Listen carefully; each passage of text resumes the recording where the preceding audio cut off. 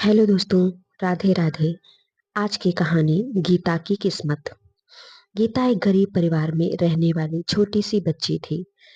उसकी माँ कल्याणी लोगों के घरों में साफ सफाई का काम करती थी। उसके पिता एक दिहाड़ी मजदूर थे। उन्हें कभी काम मिलता था, कभी नहीं मिलता था। गीता पहली क्लास में एक सरकारी स्कूल में पढ़ती थी। गीता पढ़ाई में बहुत होशियार थी। गीता घर पर आकर घर का काम निपटाकर पढ़ने बैठ जाती थी। एक दिन गीता शाम तक माँ का इंतजार कर रही थी। माँ के न आने पर वह परेशान हो गई।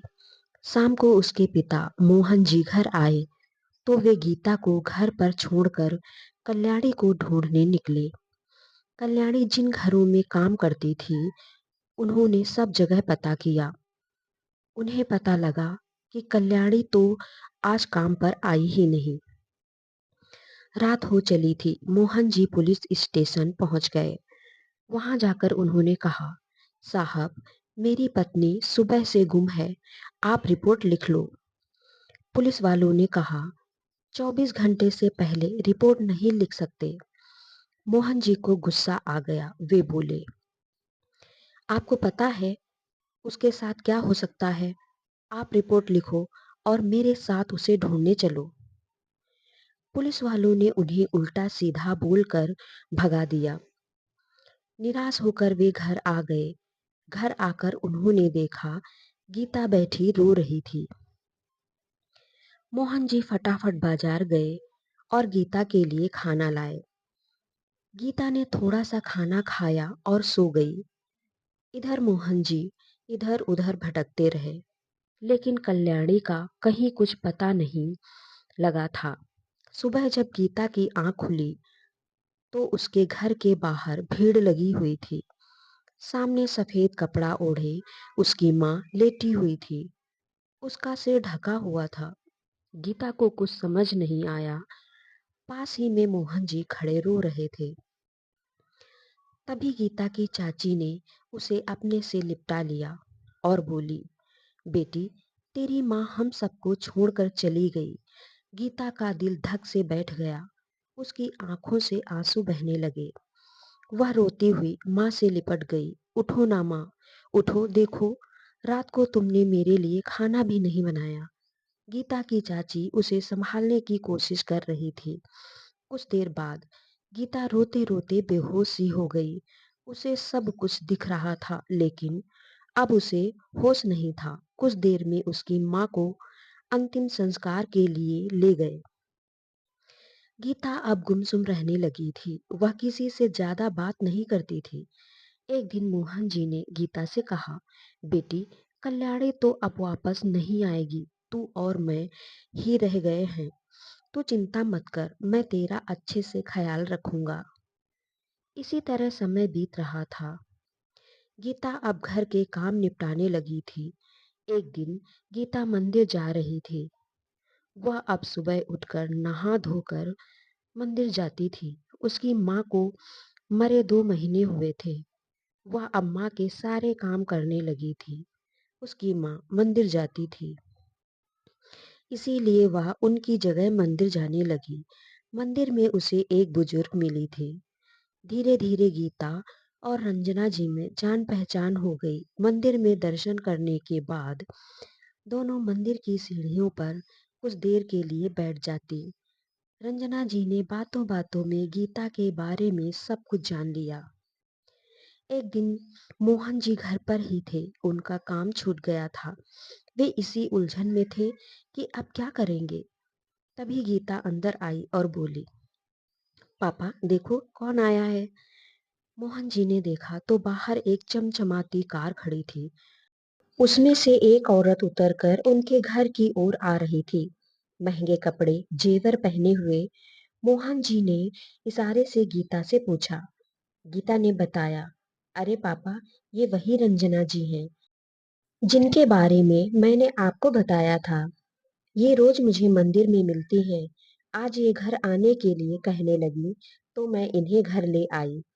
मोहन जी ने उनका हाथ जोड़कर स्वागत किया और बोले, मालकिन, आपने क्यों कष्ट किया? बच्ची से कह देती, मैं आपकी सेवा में हाजिर हो जाता।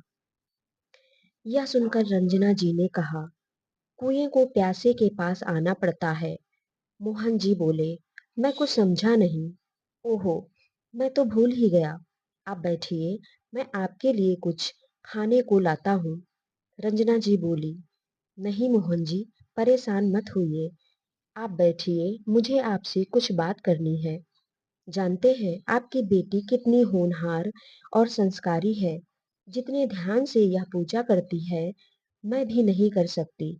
इसके चेहरे का तेज, इसकी हंसी मैं घर जाकर भी नहीं भूल पाती। मैं चाहती हूँ कि मैं इसका अच्छे से पालन पोषण करूँ, अपने घर ले जाकर। मोहन जी जितना अपनी बेटी की तारीफ सुनकर खुश हो रहे थे, अब उतने ही दुखी होकर बोले, मालकिन, मेरी पत्नी तो पहले ही चली गई है। अब मेरे जीने का एक ये ही सहारा है। इसे भी आप ले जाएंगी तो मैं कैसे जीऊंगा? रंजना जी ने आगे कहना शुरू किया, मोहन जी, आप गलत समझ रहे हैं। मैं आप दोनों को ले जाना चाहती हूँ। आपको यहाँ कभी काम मिलता है, कभी नहीं। बस आप मेरे घर की देखभाल करना और गीता मेरे साथ रहेगी। मैं आपको बता दूं, मैं अकेली रहती हूँ। मेरे पति अब इस दुनिया में नहीं है और बच्चे विदेश में रहते हैं। मोहन जी की आंखों में आंसू आ गए। मालकिन, एक बिन माँ की गरीब बच्ची की आप मदद कर रही हैं, यह मैं सोच भी नहीं सकता था। रंजना जी ने कहा, नहीं मोहन जी, इस बच्चे से मिलते मिलते मैं इसे चाहने लगी हूँ। जानते हैं, इससे थोड़ी सी छोटी मेरी पोती होगी, लेकिन उसे मैंने सिर्फ वीडियो कॉल पर ही देखा है। मैं इसका अच्छे से पालन पोषण करूंगी। आपकी बेटी लाखों में एक है। मोहन जी को कुछ समझ नहीं आ रहा था। रंजना जी ने आगे कहना शुरू किया, आप तैयारी कीजिए, मेरे नौकर आकर आपका सामान ले जाएंगे। आप दोनों अभी मेरे साथ चलिए। रंजना जी दोनों को गाड़ी में बिठाकर घर ले जाती हैं। घर से दो नौकरों को ड्राइवर के साथ मोहन जी के घर भेजकर जरूरी सामान मंगवा लेती हैं, जिसमें सबसे जरूरी गीता की माँ का फोटो था। धीरे धीरे समय बीत जाता है। एक दिन गीता घर आती है, पापा देखो, मैं डॉक्टर बन गई, आज ही मुझे डिग्री मिली है। कल से मुझे सरकारी हॉस्पिटल में जाना है। मोहन जी उसे अपने साथ ले गए।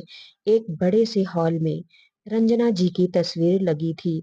मोहन जी बोले, बेटी, इन्हें नमन कर, जिन्होंने तेरी किस्मत बदल दी। माना ये देवी अब हमारे बीच में नहीं है, लेकिन मुझे आज भी याद है, अपने अंतिम समय में इन्होंने मेरे से यही कहा था कि मेरी यही अंतिम इच्छा है, मेरी अंतिम संस्कार गीता करे। आप यहाँ का सब संभाल लें और इसे डॉक्टर बनाएं। गीता और मोहन जी दोनों की आंखों से आंसू बह रहे थे। एक तरफ रंजना जी के बेटे थे, तो उनके मरने पर भी नहीं आए, और एक तरफ यह एक गरीब लड़की थी, जिसने रंजना जी को इतना प्यार दिया कि वो अपना सब कुछ इसके नाम कर गई। तो दोस्तों, कहानी पसंद आई हो तो एक लाइक, एक कमेंट अवश्य करें, साथ ही चैनल को सब्सक्राइब करें। Thanks for watching.